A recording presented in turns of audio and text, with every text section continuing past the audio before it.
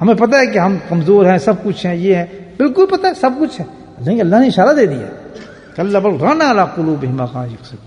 بس ایک کام تم لوگ کر لو، کیا کہ اپنے دل کی حفاظت کر لو.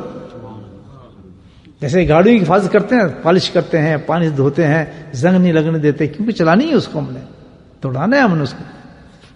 اگر 4 سال گارنٹی ہم چاہیں گے 7 سال گزرے، کون خریدے اس کو؟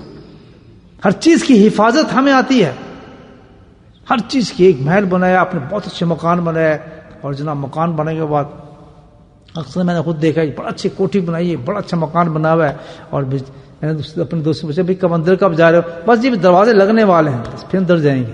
اب دروازے لگ رہے ہیں تو جناب کیا ہو رہا ہے، ہر دروازے کے بعد لاک لگ رہا ہے، مستری لگا ہے لاک، کہ بس لاک لگے نہیں، سامان اندر ڈال دیں گے، ہم اپنے مکان کے اندر چلے جائیں گے. اینڈ میں کیا ہوتا ہے؟ لاک، حفاظت، سیکیورٹی. یہی ہوتا ہے نا ہمارا. تو اللہ نے اتنا بڑا انسان کو جسم بنایا، اتنی بہترین چیز، اور اس پہ اتنی بڑی دولت، ایک دل دے دیا، دل کی کوئی حفاظت ہی نہیں ہے.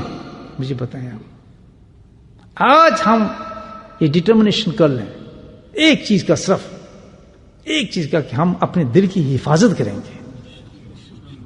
جو اصول ہے دل کی حفاظت کریں گے انشاءاللہ. جیسی دل کی حفاظت کریں گے، جس لیے اللہ نے ہمیں پیدا کیا ہے، اطیعوا اللہ و اطیعوا الرسول، دو مقصد کے لیے اللہ نے پیدا کیا ہے.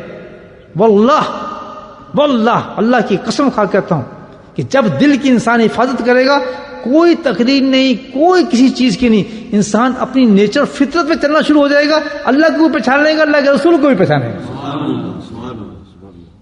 سب چیز ہیچ ہیں، سے نیچے ہیں ساری چیزیں. سب سے بڑا انسان وہ ہے، سب سے بڑا عالم وہ ہے، سب سے بڑا محدث وہ ہے، سب سے بڑا صوفی وہ ہے، سب سے بڑا انسان وہ ہے جو اللہ کی نافرمانی نہ کرتا. اللہ کے نزدیک بڑا وہی ہے جو اللہ کے نزدیک بڑا ہے، نہیں کیا اللہ تو یہی کہتا. بس نافرمانی سے انسان بچ جائے، اور اسی طرح اپنے دل کی حفاظت کرے.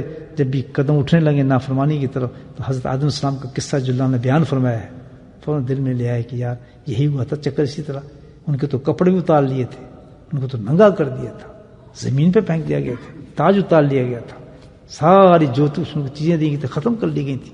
تو تیرا کیا حال ہوگا؟ تو یہ دو اللہ حکم دے رہا تو یہ کر، تو نہیں کر رہا، تو اس وقت تیرا کیا حال ہوگا؟ یاد رکھ ساری چیزیں تجھ سے چھین لی جائیں گی، تیرے گھر سے برکتیں اٹھا لی جائیں گی، تیرے بچوں کو نافرمان کر دیا جائے گا، ناگہانی مصیبتیں تجھ پہ ڈال دی جائیں گی، پریشانی کے ساتھ تو بھاگتا پھرے گا، پوری زندگی تیری اپسٹ ہو جائے گی. اس کا بدلہ یہی آ گیا نا. فوراً رک جائے کہ نہیں بھائی، اس پہ اگر کچھ بھی لگ رہا ہے، میں نفس و شیطان کی بات نہ مانوں، اللہ کے حکم کو مان جاؤ تو بہتر ہے.